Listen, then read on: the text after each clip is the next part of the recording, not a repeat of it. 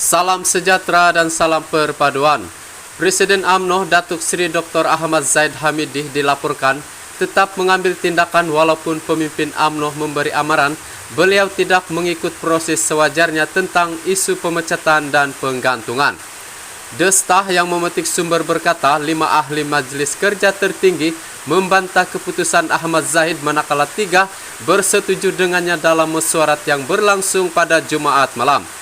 Ahmad Zahid dalam ucapan pembukaannya membuat pengumuman mengenai pemecatan bekas ahli Parlimen Rembau Khairi Jamaluddin Abu Bakar dan menyenaraikan ahli yang digantung daripada parti. Bekas pengurusi perhubungan UMNO Negeri Selangor Tan Sri No Omar segera bangun dan meminta beliau dipecat daripada digantung selama 6 tahun. Ahmad Zahid kemudiannya membalas kalau mahu begitu jadilah katanya. Sumber itu berkata Naib Presiden UMNO Datuk Seri Ismail Sabri Yaakob telah berdiri dan berhujah bahwa pemecatan dan penggantungan mesti dibuat mengikut undang-undang dan proses sewajarnya.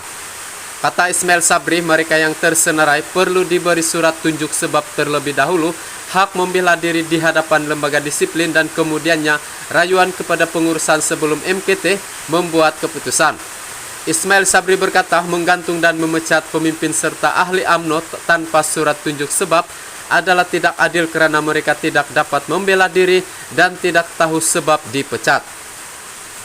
Beberapa ahli MKT lain termasuk Datuk Seri Ahmad Sabri Cek, Datuk Seri Bung Mokhtaradin dan Datuk Arman Azza Abu Hanifah turut bersuara menyatakan ketidaksetujuan mereka kerana ia tidak mengikut proses yang sewajarnya seperti termaktub dalam perlembagaan UMNO.